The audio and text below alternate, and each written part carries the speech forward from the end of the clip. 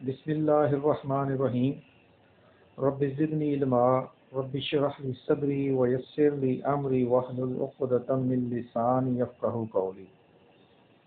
Students, आज हम एक बहुत इम्पॉर्टेंट जो टॉपिक है उसको हम डिस्कस करेंगे फाइनेंशियल मैनेजमेंट के अंदर। ये हमारा फोर्थ जो लेक्चर है उसके ऊपर आज हम डिस्कशन करेंगे। ठीक है, फोर्थ लेक्चर के अंदर हम आज जिस टॉपिक को डिस्कस करेंगे वो है sources and forms of finances. ठीक है ना, कि कौन से ऐसे ज़राए हैं और कौन सी फाइनेंस की शक्लें हैं, उन चीज़ों को हम डिस्कस करेंगे। ठीक है, सबसे पहले आज के टॉपिक के अंदर हम अपने लेक्चर का ओवरव्यू लेंगे। उसके बाद फिर हम इसके लर्निंग ऑब्जेक्टिव जो हैं वो हम डिस्कस करेंगे कि आज का लेक्चर जो है वो लेने के बाद हमारा जो आज का लेक्चर लेने का जो मकसद है वो क्या है। ठीक है, उसके बाद फिर हम इंट्रोडक्शन लेंगे इस हमारे टॉपिक का। फिर हम टाइप्स ऑफ फाइनेंसेस को डिस्कस करेंगे और आखिर के ऊपर हम जो है सोर्सेज ऑफ फाइनेंस को डिस्कस करेंगे। ठीक है, सोर्सेज ऑफ फाइनेंस के अंदर हम चार मुख्तलिफ जो ज़राए हैं फाइनेंस इकट्ठा करने के, या मुख्तलिफ शक्लें जो हैं फाइनेंस के हवाले से, जो उसके ज़राए की जो मुख्तलिफ शक्लें हैं वो क्या हैं, जिसके अंदर हम बेस्ड ऑन पीरियड को डिस्कस करेंगे। फिर ऑनरशिप बेस्ड जो फाइनेंसेस हैं उनको हम डिस्कस करेंगे। फिर हम जनरेशन बेस्ड जो फाइनेंसेस हैं उनको हम डिस्कस करेंगे और आखिर के ऊपर हम मोड ऑफ फाइनेंसेस जो है उनको हम डिस्कस करेंगे। ठीक है, The unit provides an overview of the various sources from where funds can be procured for starting as also for running a business. ठीक है, इस यूनिट के अंदर, इस लेक्चर के अंदर हम जो मुख्तलिफ किस्म के जो ज़राए हैं, सोर्सेज जो हैं, जहाँ से हमारे पास फंड्स जो हैं वो इकट्ठे होते हैं, प्रोक्योर होते हैं बिज़नेस को स्टार्ट करने के लिए और बिज़नेस को चलाने के लिए। ठीक है, उनको हम डिस्कस करेंगे। It also discuss the advantage, इसके एडवांटेजेस को भी हम डिस्कस करेंगे। फिर उसके बाद हम इसकी लिमिटेशंस ऑफ वेरियस सोर्सेज जो हैं उनकी लिमिटेशंस को हम डिस्कस करेंगे। Points out of factors that determine the choice of a suitable source of business finance. ठीक है, फिर हम उन पॉइंट्स फैक्टर्स को डिस्कस करेंगे जो कि डिटरमाइन करते हैं, बताते हैं मुख्तलिफ किस्म के जो सोर्सेज हैं फाइनेंस के, उनके अंदर चॉइस करने के लिए, चूज़ करने के हवाले से कि कौन सा फाइनेंस आपके लिए बेस्ट होगा। ठीक है, it is important for any person who want to start a business, एक ऐसा शख्स जो बिजनेस को स्टार्ट करना चाहता है, to know about different sources from where money can be raised. तो उसको क्या करना चाहिए, उसको मुख्तलिफ जो ज़राए हैं पैसे को इकट्ठा करने के हवाले से, उनके हवाले से उसको जानना ज़रूरी होगा। It also important to know the relative merits, और उसके मेरिट्स और डीमेरिट्स जो हैं, मुख्तलिफ किस्म के जो सोर्सेज हैं, डिफरेंट सोर्सेज जो हैं, उनके मेरिट्स और डीमेरिट्स के बारे में भी उनको पता होना चाहिए। और एप्रोप्रिएट सोर्स जो है वो क्या है, उसके लिए कौन सा सबसे ज़्यादा एप्रोप्रिएट है, उसके हवाले से भी उसको पता होना चाहिए। ठीक है, आज का जो हमारा टॉपिक है, इसके जो लर्निंग ऑब्जेक्टिव हैं वो हमारे चार हैं बेसिकली। सबसे पहले तो फाइनेंस की टाइप्स को जानना, फिर सोर्सेज ऑफ फाइनेंस को जानना, फिर इंटरनल और एक्सटर्नल जो फंड्स हैं उनमें फ़र्क जो है वो उसको हम देखना। फिर उसके बाद ये देखना कि लॉन्ग टर्म और शॉर्ट टर्म जो फाइनेंसेस है उनमें क्या फ़र्क होता है। ठीक है, तो ये चार चीज़ें जो हैं ये आज के टॉपिक के अंदर हम कवर करेंगे। ये जो हमारा यूनिट है, यूनिट नंबर 4 जो हम ये लेक्चर नंबर 4 हम डिस्कस कर रहे हैं, और लेक्चर नंबर 4 के फर्स्ट पार्ट के अंदर हम ये कुछ डिस्कशन आज के फर्स्ट पार्ट में डिस्कस करेंगे और रिमेनिंग डिस्कशन जो है इसके नेक्स्ट पार्ट्स के अंदर हम डिस्कस करेंगे। ठीक है, finance is the life blood of business concern. ये हम पीछे से एक चीज़ पढ़ते हुए आ रहे हैं कि फाइनेंस जो है वो किसी भी बिजनेस के हवाले से उसका लाइफ ब्लड होता है, because it is interlinked with all activities performed by the business concern. Business के अंदर जितनी भी एक्टिविटीज परफॉर्म की जा रही होती हैं वो तमाम एक्टिविटीज जो होती हैं वो इंटरलिंक कर रही होती हैं किसी न किसी शक्ल में फाइनेंस के साथ में। In a human body if blood circulation is not proper, ये अगर हम अपनी बॉडी के ऊपर गौर करें तो अगर हमारी बॉडी के अंदर ब्लड जो है वो प्रॉपर तरीके से सर्कुलेट नहीं करता तो हमारी बॉडी जो है वो फंक्शन परफॉर्म करना स्टॉप कर देती है।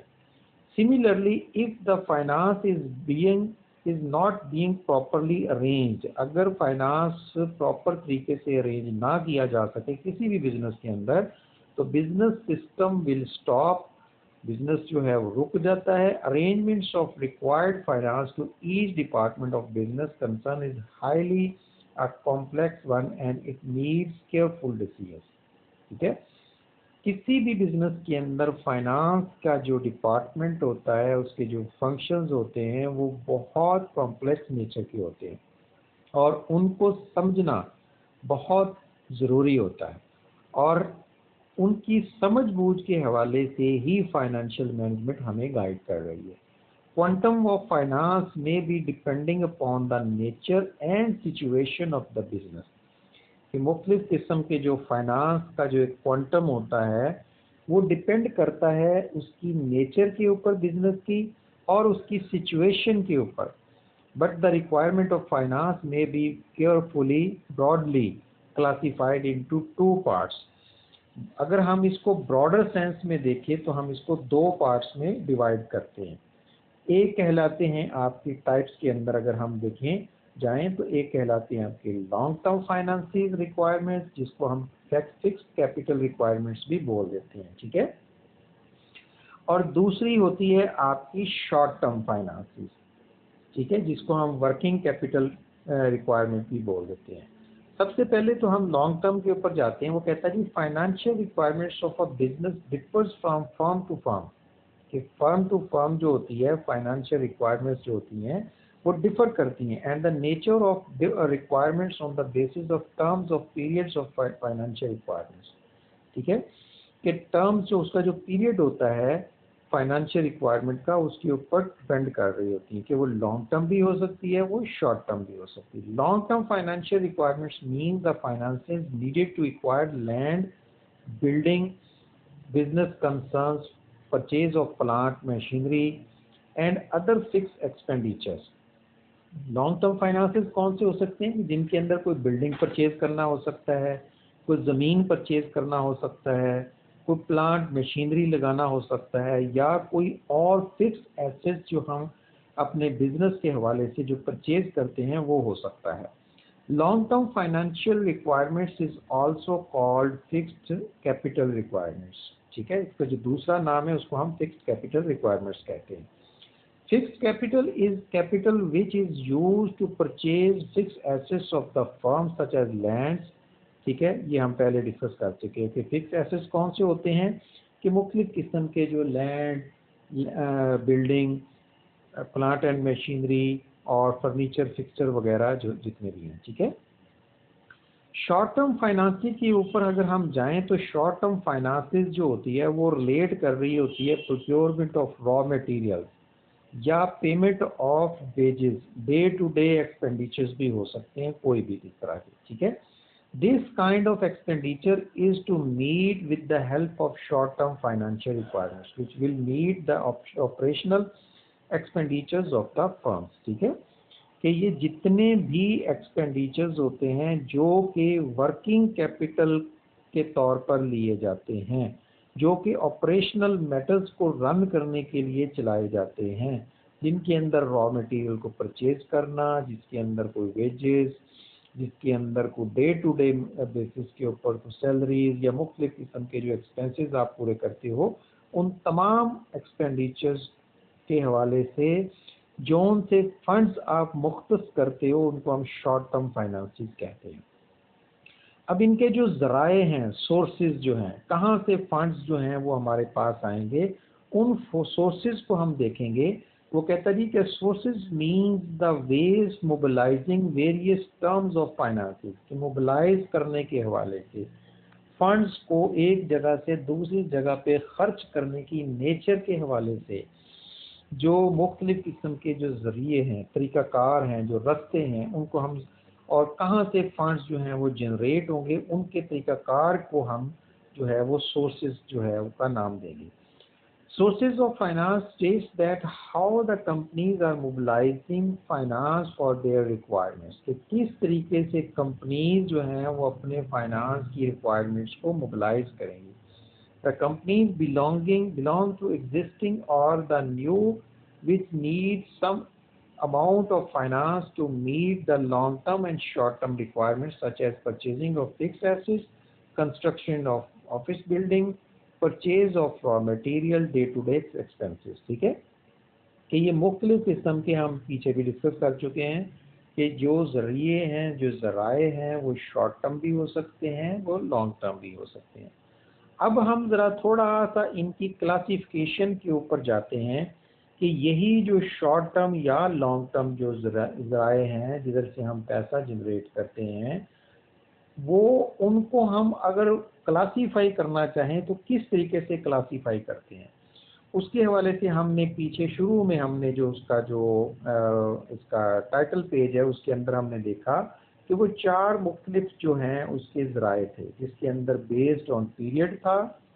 फिर उसके बाद जो है आगे हम उनकी फर्दर क्लासिफिकेशन के ऊपर चले जाते हैं। ठीक है, अब बेस्ड ऑन पीरियड के ऊपर जाएं तो वो हम पीछे डिस्कस कर चुके हैं कि वो लॉन्ग टर्म भी हो सकते हैं और वो शॉर्ट टर्म भी हो सकते हैं।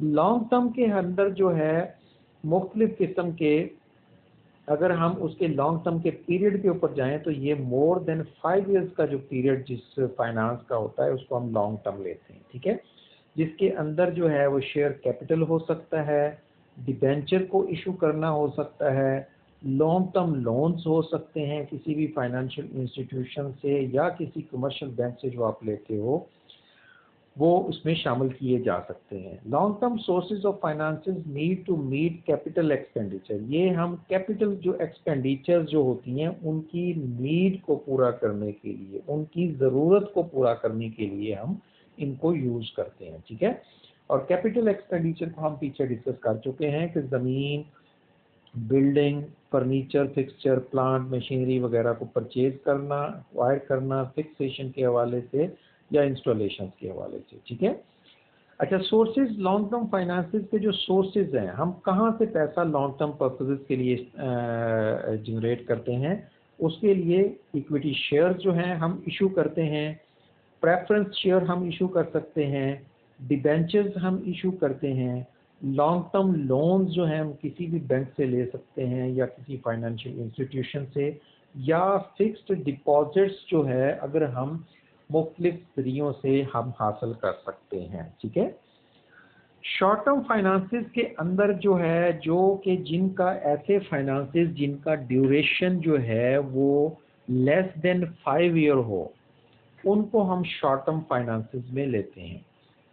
ठीक है, और उनमें से अगर कोई मोस्ट लिक्विड अगर शॉर्ट टर्म फाइनेंसेस के ऊपर अगर हम जाएं तो जो 1 ईयर से लेस देन होते हैं या विद इन 1 ईयर जिनको हम जिन पर्पसेस के लिए यूज़ करते हैं, वो हम most liquid short term finances उनको हम कहते हैं। ठीक है, अब इसके अंदर बैंक क्रेडिट्स हो सकते हैं, किसी कस्टमर से आप एडवांस ले सकते हो, कोई मुख्तलिफ तरीक़ों से आप जो क्रेडिट के ऊपर, उधार के ऊपर आप कोई ट्रांजैक्शन या तजारत जो करते हैं वो भी हो सकती है।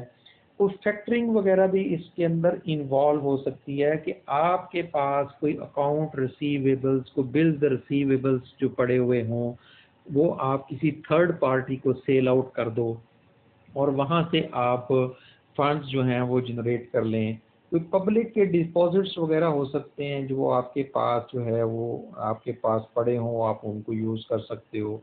और फिर उसके बाद मनी मार्केट इंस्ट्रूमेंट्स, जिसके अंदर कोई कॉल डिपॉजिट्स हो सकती है, जिसके अंदर कोई ट्रेजरी बिल्स हो सकते हैं, जिसके अंदर कोई मुख्तलिफ किस्म के मेच्योरिटी से मुतल्लिका जो छोटे जो लिक्विड जो आपके होते हैं ना एसेट्स वगैरह, जैसे आपका कोई पे ऑर्डर्स वगैरह भी इसमें हो सकते हैं। ठीक है, तो ये मुख्तलिफ किस्म के जो पेपर मनी आपकी इसके अंदर शामिल हो सकती है। ठीक है, शॉर्ट टर्म सोर्सेज के अंदर। अच्छा, अब हम अगर इसकी ऑनरशिप के हवाले से इन्हीं फाइनेंसेस को हम डिस्कस करें तो वो मुख्तलिफ तरीके से इसको ऑनरशिप बेसिस पे भी हम ले सकते हैं। ऑनरशिप के अंदर जो है इसमें शेयर कैपिटल जो है वो हमारी खुद की ऑनरशिप उनके अंदर हो सकती है, रिटेन्ड अर्निंग के ऊपर भी हमारी ऑनरशिप हो सकती है और सरप्लस प्रॉफिट्स के ऊपर भी। लेकिन कुछ फाइनेंस ऐसे हैं कि जो हम जिनके ऊपर हमारी ऑनरशिप नहीं होती, वो हम बोरो करते हैं। जैसे डिबेंचर्स जो होते हैं ये एक तरह की लाइबिलिटी होती है, बॉन्ड्स भी लाइबिलिटी होती है, पब्लिक डिपॉजिट्स ये भी लाइबिलिटी है, लोन ये भी लाइबिलिटी होती है, जो कि आप की खुद की मलकियत तो नहीं होते, बल्कि आपने मुख्तलिफ ज़रिए से लोगों से आपने बोरो किए होते हैं, उधार लिया होता है, कर्ज की शक्ल में, लोन की शक्ल में वो होता है। ठीक है, अगर आप जनरेशन बेस्ड के ऊपर देखें कि सोर्सेज जो हैं वो हमारे कौन से हो सकते हैं, तो इन्हीं सोर्सेज को हम दो कैटेगरीज के अंदर डिफाइन कर लेते हैं। एक आपके इंटरनल हो सकते हैं, दूसरे आपके एक्सटर्नल भी हो सकते हैं। इंटरनल के अंदर रिटेन्ड अर्निंग आ जाती है, डेप्रिसिएशन फंड्स आ जाते हैं, सरप्लसेस आ जाते हैं। ठीक है, और एक्सटर्नल के अंदर जो है वो आपके जो है वो डिबेंचर्स आ जाते हैं, शेयर कैपिटल भी हो सकता है, पब्लिक डिपॉजिट्स हो सकते हैं, लोन हो सकते हैं। ठीक है, अच्छा, ये शेयर कैपिटल जो है ये आपका इंटरनल के अंदर यहाँ पर लिया जाएगा, ये यहाँ पर गलती से यूँ कह ले आ गया। ठीक है, और एक्सटर्नल पर्पसेस के अंदर हम डिपॉजिट, पब्लिक डिपॉजिट्स या लोन वगैरह हम ले सकते हैं। ठीक है, मोड ऑफ फाइनेंसिस के हवाले से अगर हम देखें तो मोड ऑफ फाइनेंसिस के अंदर सिक्योरिटी फाइनेंस जो है वो शामिल उसके अंदर हम करते हैं share capital, debentures, retained earning, loan finance. ठीक है, और लॉन्ग टर्म और शॉर्ट टर्म। ठीक है, और इसी क्लासिफिकेशन को फर्दर जब हम इसके अंदर मेजर इसकी जो थ्री काइंड्स के अंदर हम डिवाइड करते हैं, यानी कि ये जो हमने ऊपर जितनी भी ये क्लासिफिकेशन डिस्कस कर रहे हैं, इसी क्लासिफिकेशन को अगर आप मेजर इसकी क्लासिफिकेशन के ऊपर जाएं तो हम तीन तरह की जो फाइनेंसेस को हम लेते हैं, एक सिक्योरिटी फाइनेंस को, दूसरा इंटरनल फाइनेंस को, और तीसरा लोन फाइनेंसिस के हवाले से। ठीक है, अच्छा, लोन फाइनेंसिस जो है ये एक्सटर्नल फाइनेंसिंग भी आपकी कहलाती है। ठीक है, तो इसको हम बाकी स्टूडेंट्स हम आगे जो फर्दर जितनी भी हमारे इनके ऊपर डिस्कशन है वो हम इंशाल्लाह हमारे फोर्थ लेक्चर का जो सेकंड पार्ट है उसके ऊपर हम इंशाल्लाह डिस्कस करेंगे। यहाँ तक अगर किसी स्टूडेंट के जहन में कोई किसी किस्म की कोई क्यूरी या कोई किसी किस्म का क्वेश्चन हो तो वो डिस्कस कर सकता है। ठीक है, अभी तक के लिए अपना ख्याल कीजिएगा। अल्लाह हाफिज़, थैंक यू।